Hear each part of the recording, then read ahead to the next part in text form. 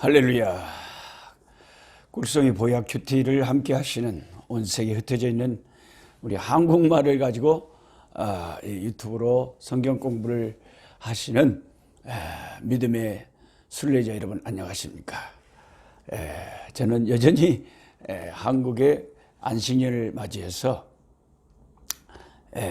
이게 안식년도요 1년이 아니고 6개월 안식년입니다. 3년 동안 선교지에 있고 6개월간 또 한국의 안식년으로 있을 수 있도록 저희 선교본부에서 그렇게 정책을 정하였기 때문에 제가 그 정책을 따라서 한국에 1월 1일부터 지금 들어와 있습니다.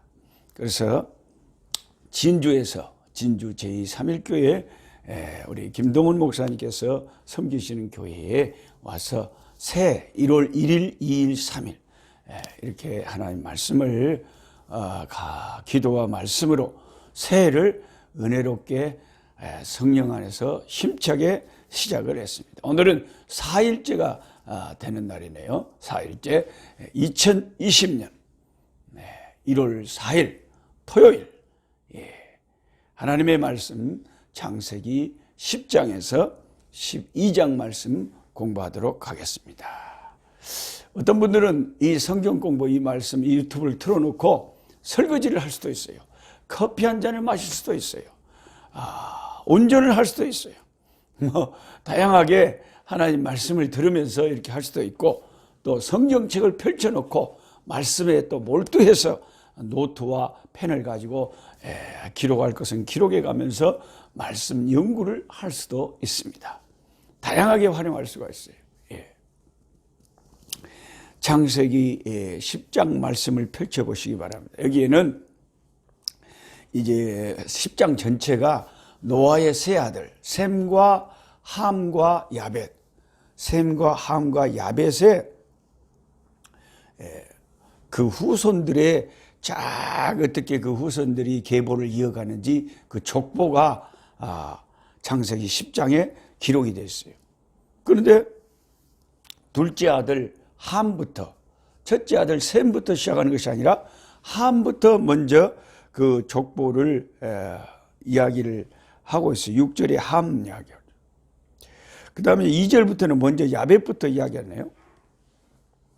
그러면 제 첫째 아들 셈은 왜 10장에 먼저 그 족보에서 나오지 않고 제일 끝터리에 21절부터 셈의 족보를 뒤에 소개를 할까요? 세 아들 중에 제일 첫째 아들이 셈인데 셈과 함과 야벳인데 거꾸로 야벳을 제일 먼저 2절에 그 족보 이야기하고 그 다음에 6절부터 함의 족보를 쫙 이야기하고 그 다음에 이제 셈의 족보를 제일 맏아들의 족보를 맨 나중에 둔 이유가 뭘까요?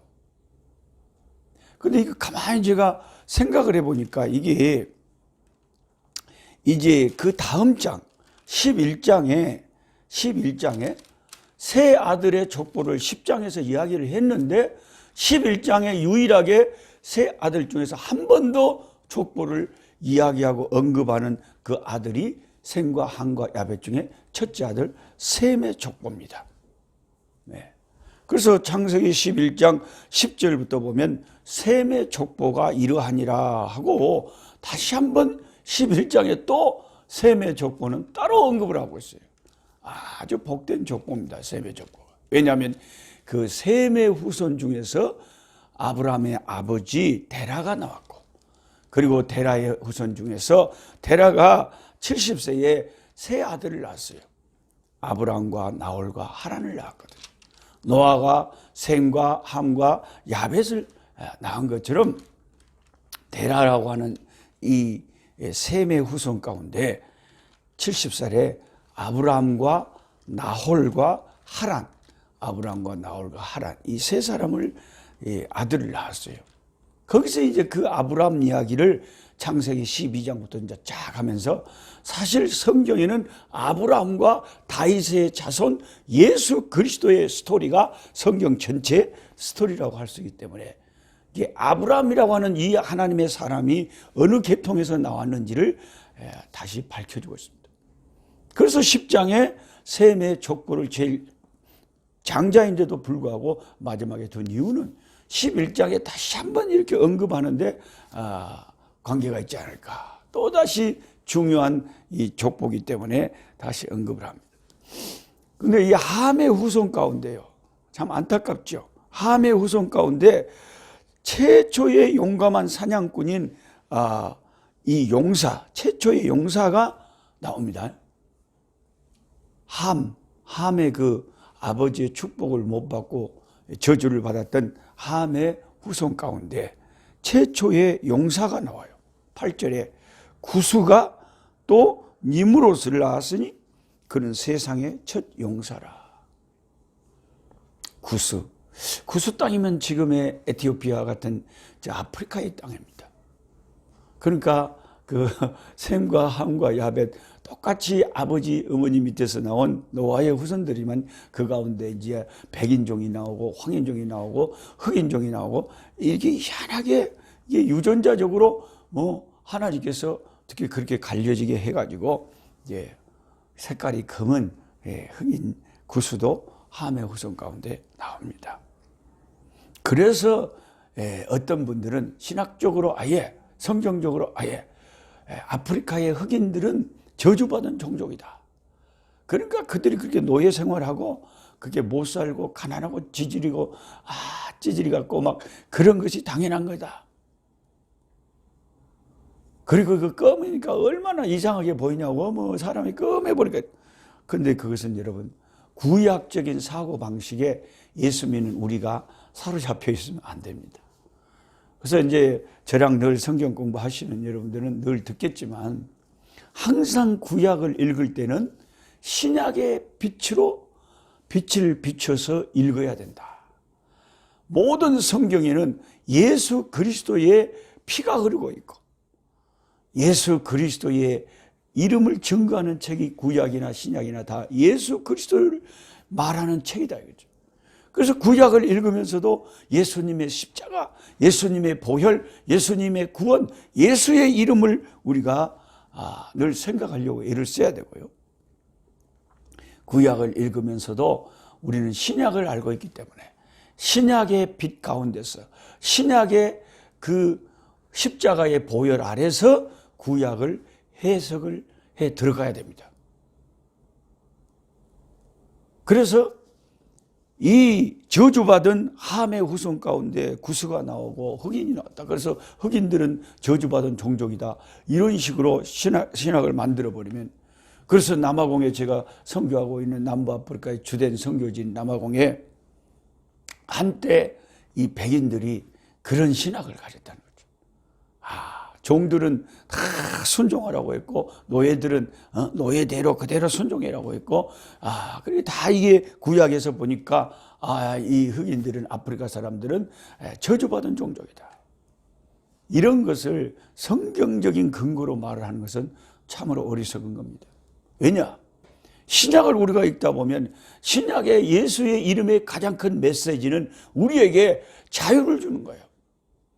속박되어 있고 죄악에 포로되어 있고 지옥 심판에 갈 수밖에 없는 그 심판에 종된, 죄악의 심판에 종된, 죄악에 종된 우리들을 자유케 하시는 분이 예수님이에요. 진리를 알지니 진리가 너희를 자유케 하리라. 진리가 뭐예요? 예수님이 기독교에서는 진리예요. 다른 게 진리가 아니에요. 진리를 알지니, 이 말은 예수를 알지니, 할렐루야. 예수를 알면 구원의 진리를 다 아는 거예요. 예수 안에는 온갖 구원의 보화가 다 들어있어요. 그래서 예수님이 길이요 진리요 생명이기 때문에 예수님을 알면 진리를 알지니 그 예수님이 그 진리가 너를 어떻게 한다고요? 자유케 하리라. The truth, 그 진리가 set you free, 너를 자유케 하리라. 그렇기 때문에 주님이 나를 온갖 율법과 지옥과 심판의 죄의 저주에서, 마귀의 그 저주에서 나를 건지서 하나님의 나라 백성으로 삼으셨는데 그가 누구의 후손인들 무슨 상관이 있습니까? 저상으로부터 흐르는 모든 저주가 예수 이름 앞에서는 다 무용지물. 예수 이름 앞에서는 누구나 해방을 얻고 누구나 평강을 얻고 누구나 구원을 얻고 누구나 하나님의 자녀가 되는 권세를 얻게 된 것입니다. 그래서 저는 남아공에서도 불쌍하고 가난한 우리 흑인 형제들, 그들이 그 영혼들이 얼마나 귀합니까? 다 하나님이 만드신 피조물 들이고 하나님께서 얼마나 귀하게 여기시겠어요. 그래서 우리는 이런 성경을 읽으면서 이 기독교가 엉뚱하게 신학이 잘못돼 가지고 잘못 가버리면 큰일 납니다. 신약이냐 구약이나 다 하나님을 사랑하고 내 이웃을 내 몸과 같이 사랑하라고 하는 것으로 압축이 되는데, 내 이웃을 사랑하라고 했는데 우리가 피부색이 다르다고 해서 지역이 다르다고 해서 지역 감정이나 인종 차별하거나 이런 것을 성경적으로 무슨 근거가 있는 것처럼 한다는 것은 심히나 무식한 소리고, 그러나 복음을 모르는 자들의 소리라는 거죠. 그런데 최초의 이 함의 후손 가운데 구수가 8절에 니무롯을 낳았는데, 니무롯은 세상에서 첫 용사라 그래요. 용사 아주 힘 있는 어마어마한 용사들이죠. 9절에 그가 여호와 앞에서 용감한 사냥꾼이 되었으면, 속담이 이르기를 아무도 여호와 앞에 니무롯같이 용감한 아무는 이 니무롯같이 용감한, 그런 속담이 생길 정도로 하여튼 힘의 대명사, 사냥의 전문가. 그래서 이 니무롯은요, 지리산 반달곰을 딱 만나버려도, 여기 진주에 오니까 산청이 가까워가지고 이 딱 내려오는데 반달곰 조심해라고 딱 경고판을 붙여놨더라고. 이 산청어는 그 도로 옆에요. 반달곰이 나타나봐요. 그런데 니무롯이라고 하는 이 용사는 반달곰하고 딱 마주쳐도 니무롯이 그냥 곰하고 씨름해도 그냥 곰을 엎어버리고 곰을 제압할 수 있는 그런 사냥꾼이고 용사였다는 거죠. 그러니까 이 자연적인 은총이라는 것은요, 세속적인 사람이나 영적인 사람이나 그 구별이 없어요. 예수 잘 믿는다고 돈을 잘 벌고 예수 안 믿는 불신자들은 돈을 못 벌고 그런 게 아니잖아요. 세상적인 축복은 그런 게 아니잖아요.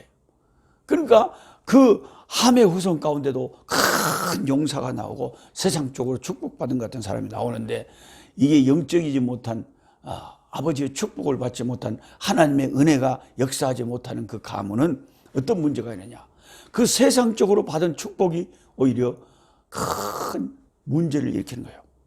그게 9절 다음에 10절을 보세요. 그 니무롯이라고 하는 이 구스의 자손, 함의 자손, 최초의 용사를 언급한 이유가 10절에 그의 나라는, 그가 어디에 살다, 그의 나라는, 그 니무롯의 나라는 신할 땅 바벨과 그러잖아요. 신할 땅 바벨에서 바벨탑을 쌓고 사람들이 하나님과 같이 하늘에까지 높아지자고, 그게 이제 11장에 나오는데, 그런 하나님을 거역하고 반역하는 그런 일을 저질렀는데 앞장선 사람들이 이 용사들 니무롯, 그 함의 후손 가운데 그런 사람들이었다는 거죠. 세상에서 돈 많고 힘이 있으니까 하나님을 잘 섬기는 데 그걸 쓰는 것이 아니라, 하나님께 독립을 하고 내 마음대로 내 힘대로 나는 살 수 있다, 하나님 없이도 살 수 있다, 그게 바벨탑이잖아요. 그것을 주도했던 그런 사람들이 니무롯, 용사들, 함의 후손들이었다.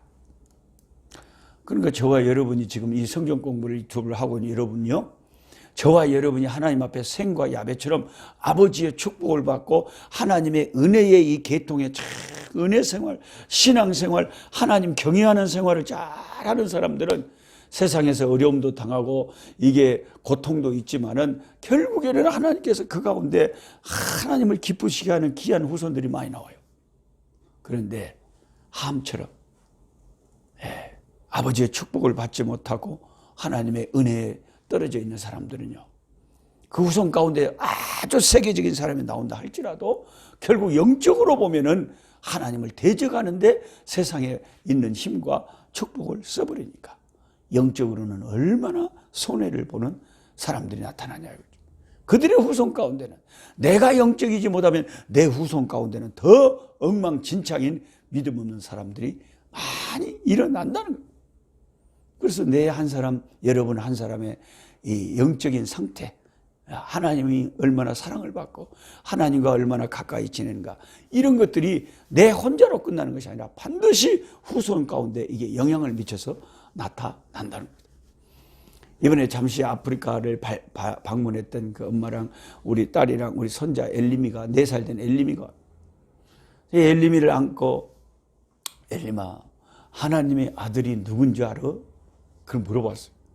그랬더니 예수님이래요. 아니, 얼마나 감사해요. 예수님? 이거 어떻게 알았어? 아이고, 감사해.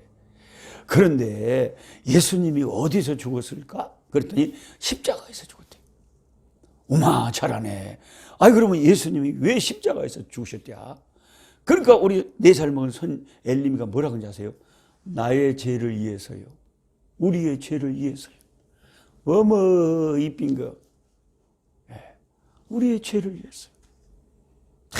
보세요. 무슨 애할아버지가 선교사고 목사라서 그런 게 아니라, 어쨌든 내 한 사람이 불신가정에서 전남 보성군 벌교 해정상군 복골불악에서 태어나가지고 예수 믿고 하나님의 백성이 되니까 우리 하영이, 하은이, 하연이, 우리 자손들 어려서부터 참 믿음으로 자라게 하려고 애를 쓰고 하나님이 도와주셨어. 이 자손들이 또 자라서 또 이제 또 다른 생명을 낳을 때 이게 다 이 신앙이 자손들에게 흘러간다.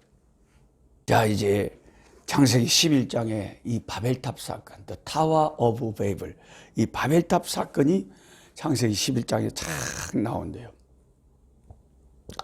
저 같은 선교사는 바벨탑 사건이 창세기 11장만 읽으면 괴로워요. 왜냐하면 이 사건만 없었더라면 아이고, 내가 그냥 마다가스카르에서 그냥 프랑스 말 배운다, 말라가시 말 배운다. 아이고, 참 영어 하나만 해도 하려면 힘들고, 이거 전라도 벌교 영어로 하려니까 힘든데, 또 이 프랑스 말이니 뭐 말라가시 말이니 금방 들어도 잊어버려요. 금방 들어도 잊어버려. 그래서 바벨탑 사건 때문에 모든 사람들의 이 언어가 하나님께서 다 다른 언어로 흩어버린 거예요. 사람들이 언어가 하나니까 뭉쳐서 그냥 막 하늘에까지 탑을 쌓는다고 난리를 치니까 하나님이 안 되겠다 싶어가지고, 이거 하나님의 뜻은 한 곳에 뭉쳐서 그 당시에 사는 게 아니라 온 세상에 땅에 흩어져서 땅을 정복하고 땅을 다스리고, 그게 하나님의 뜻이잖아요. 근데 하나님의 뜻을 저버리고 인간이 타락해서 한 곳에 뭉쳐서 막 그곳에서 이제 바벨탑을 쌓으니까 하나님이 인류를 싹 온 지구상에 흩으시려고 언어를 혼잡하게 해보는 거예요. 그래서 바벨이라고 하는 이 뜻은 혼잡합이라는 거예요.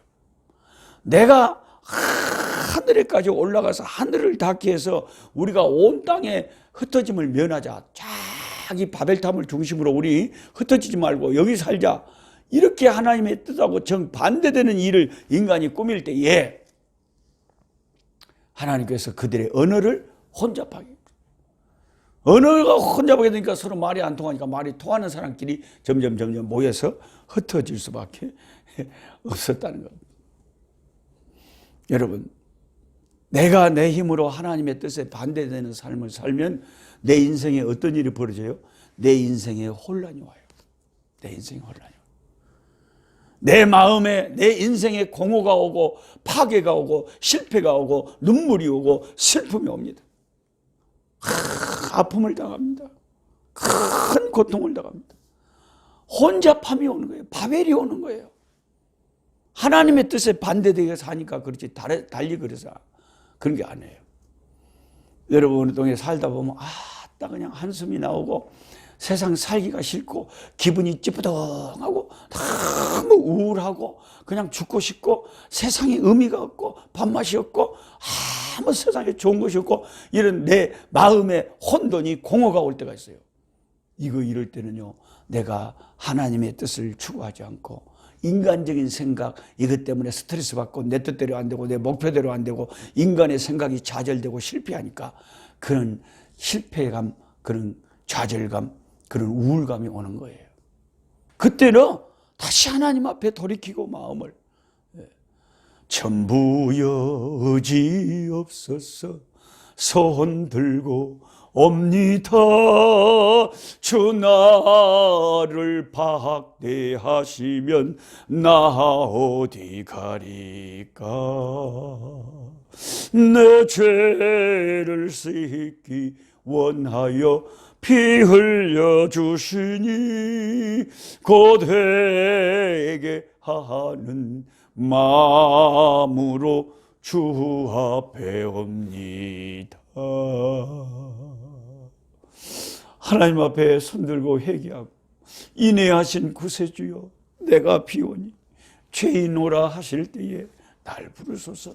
다시 주님을 찾고 내가 예수님을 찾고 하나님의 뜻을 구하는 순간 내 마음에 있는 바벨, 내 마음에 있는 혼돈, 이게 사라지고 창세기 1장처럼 공허함과 혼돈함이 지상에 있을 때에 성령께서 역사하시고 하나님 말씀이 그 혼돈한 지구상에 비칠 때에 창조의 새 질서의 역사가 일어난 것처럼 내 인생에 혼돈이 오고 내 마음에 혼돈이 올 때 하나님의 말씀이 내게 역사하시고 성령이 내게 감동하시면 그 모든 혼돈, 바벨, 혼잡함이 내게서 사라지는 겁니다. 할렐루야. 우리 예수 믿는 사람은 어차피 송충이는 설립을 먹고 사는 것처럼요, 예수 믿는 사람은 어차피 우리는 예수밖에 없어요. 그냥 모든 상황 속에서 예수님께 돌이키면 주님이 다 질서를 잡아주시고 바벨의 혼돈을 없애주신다. 그래서 아까 제가 설명드린 것처럼 이제 10절 이후에는 11장 10절 이후에는 셈의 족보, 첫째 아들의 족보를 다시 한번 쫙 이야기하는 이유가 아브라함의 시작을 이제 어디서부터 시작되는지 아브라함의 족보를 이야기하기 위해서 셈의 족보를 말하고 있는 것입니다.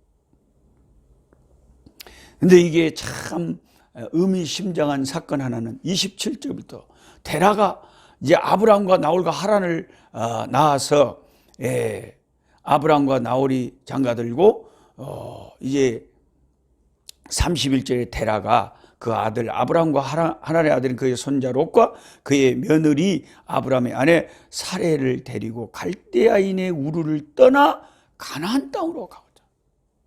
하나님께서 갈대아 우르에 살고 있던 아브라함과 그 아버지 데라와 그 가족들을 하나님께서 이 가나안으로 이제 부르시는데 가나안에 가는 이제 그 길에 도중에 하란이 있었다. 처음으로 인간이 타락하고 에덴의 동쪽으로 쫓겨났잖아요. 그래서 에덴의 동쪽이라는 영화 제목도 있잖아요. 여러분은 왜 에덴의 동쪽이지? 성경을 아는 분들은 이 아담과 하와를 에덴 동산에서 타락하자 하나님이 쫓아내시고 화염금 불칼로 그 에덴 동산에 들어와서 생명나무 못 따먹게 하려고 에덴의 동쪽을 지키셨다고 그랬어요. 창세기 읽어보면 그 말씀이 나와요. 왜 에덴의 동쪽을 지키셨겠어요? 동쪽으로 쫓아냈으니까 그리 못 들어가려고 그쪽 방면을 지킨 거죠. 그래서 동쪽으로 쪽짐을 당했어요. 그리고 계속 우리가 창세기 10장에도 바벨탑을 향해서 신할 땅을 향해서 계속 인류가 동쪽으로 갔어요. 가인도 하나님 앞에서 이제 보호의 그 약속을 받고 또 동쪽으로 가서 성을 쌓고 쌓았다. 그 창세기는 창세기 12장이 들어오기 전까지는 계속 동쪽으로 인류가 타락한 이후에 점점 이동을 하는데 최초로 동쪽으로 향하는 이 방향을 역류하는 그 움직임이 바로 어디서 시작되냐? 아브라함의 아버지 데라가 갈대아 우르에서 가나안을 향해서 동쪽이 아니라 이제 반대쪽으로 이제 가고 있었다는. 중간에 하란에 멈춰서 있다가 하란에서 아브라함의 아버지가 죽었고, 드디어 이제 12장에 가면 여호와께서 이제 그 아버지가 죽었는데 내가 약속한 가나안 땅으로 가라는 거죠. 근데 여러분 에스겔서에도 보시면은 작년에도 우리가 제가 에스겔서 설명할 때 말씀드렸지만 에스겔서에 그 성전에서 여호와의 영광이 떠나는 그 환상을 에스겔이 봤잖아요. 근데 그게 성전의 문이 동서남북 사방의 문이 있는데 어느 문으로 여호와의 영광이 떠났다 그랬어요? 동쪽 문으로 떠났다 그랬어요. 근데 이제 에스겔 마지막 부분에 가면은 다시 여호와의 영광이 회복돼서 이스라엘 성전으로 돌아오는 그 환상을 에스겔이 봤는데 그 여호와의 영광이 돌아올 때에 그 성전에 어느 문으로 돌아오냐. 그것도 또 동쪽 문으로 나가시고 동쪽 문으로 다시 여호와의 영광이 들어오시는 거예요. 예수 그리스도, 우리 주 예수님은요, 우리 인류가 죄 때문에 다 동쪽으로 가는 그 인류의 그 방향을 주님의 십자가는 다 바꿔주시고 우리를 새로운 피조물로 만들어버렸어요. 하나님에게서 멀어진 우리를 예수님의 십자가의 보혈이 역사하셨어요. 우리가 죄악으로 그 결과로 이어지는 그런 것들을 우리 예수님은 다 막아주시고 새롭게 해주시는, 보라 우리가 새로운, 누구든지 그리스도 안에 있으면 새로운 피조물이라 이전 것은 지나갔으니 보라 새 것이 되었도다. 새 것으로 역사해 주시는 분이 우리 주 예수의 이름입니다.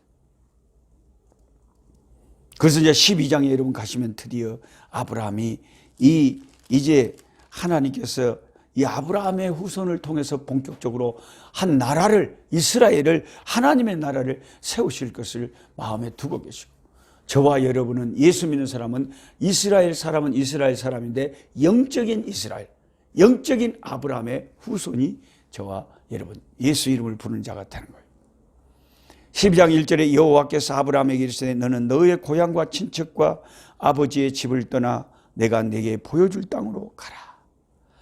내가 너로 큰 민족을 이루고 내게 복을 주어 내 이름을 창대하게 하리니 너는 복이 될지라.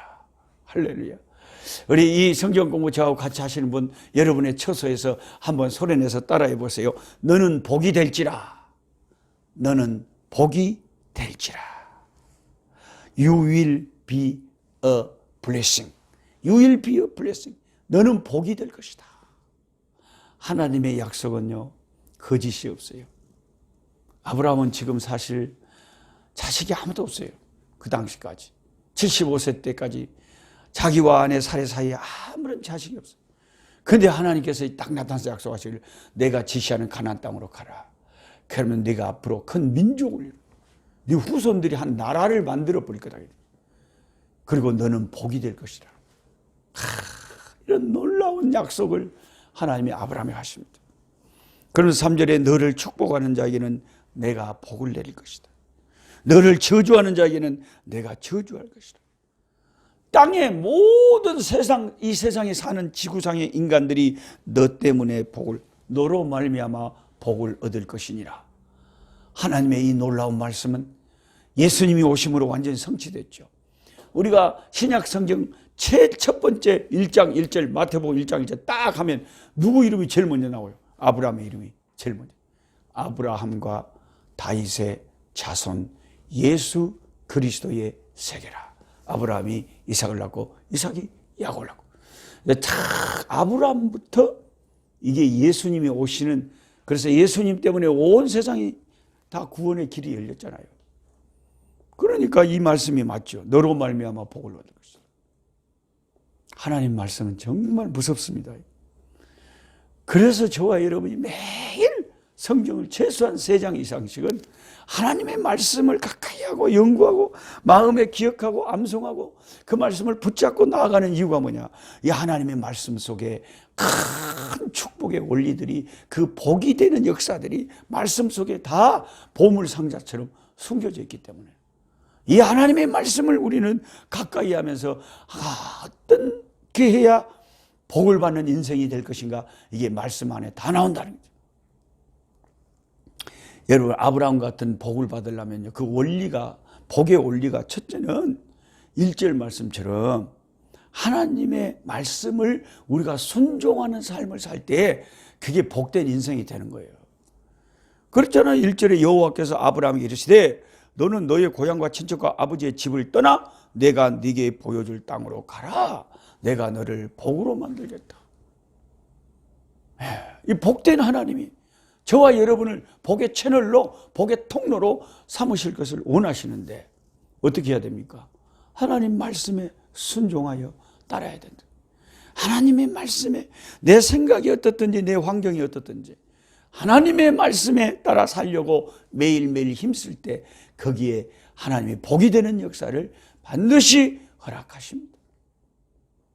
두 번째는 아브라함 같은 복을 받으려면 3절을 기억해야 돼요. 하나님이 사랑하고 하나님이 복을 주는 사람을 가까이 해야 돼요. 그러니까 예를 들면 예수님이 하나님에게 가장 사랑받는 아드님이시잖아요. 그래서 성경에 있는 것처럼 예수님이 세례받고 올라오셨을 때 하늘에서 음성이 나기를 이는 내 사랑하는 아들이요 내 기뻐하는 자니 너희는 저의 말을 들을지라. 하나님이 스스로 내가 너무너무 사랑하는 아들이라 그러셨잖아요. 하나님이 그렇게 사랑하고 기뻐하는 그 하나님의 아들 예수님을 저와 여러분이 가까이 하면 그 복이 우리에게도 미친다는 거죠. 너를 축복하는 자를 내가 축복한다. 그게 교회 안에서도 지혜 있는 분들은요, 은혜스러운 분들 꼭 가까이 해요. 하나님의 사랑받는 자들을 가까이 해요. 그러니까 이 사람도 같이 은혜롭게 되고 이 사람도 같이 사랑을 받게 되는 거예요. 근데 어리석은 자들은 꼭 부정적인 사람, 하나님이 정말 싫어하는 사람, 그런 사람을 가까이 하면서 그런 사람 말 듣고 그런 사람하고 시간을 보내면은 그럼 무슨 복이 임하겠어요? 예. 그 친구를 보고 그 사람 안다 그러잖아요. 예. 그래서 우리는 하나님이 사랑하는 사람을 가까이 하고 하나님이 복 주는 사람을 가까이 할 때 그 복이 내게도 역사한다.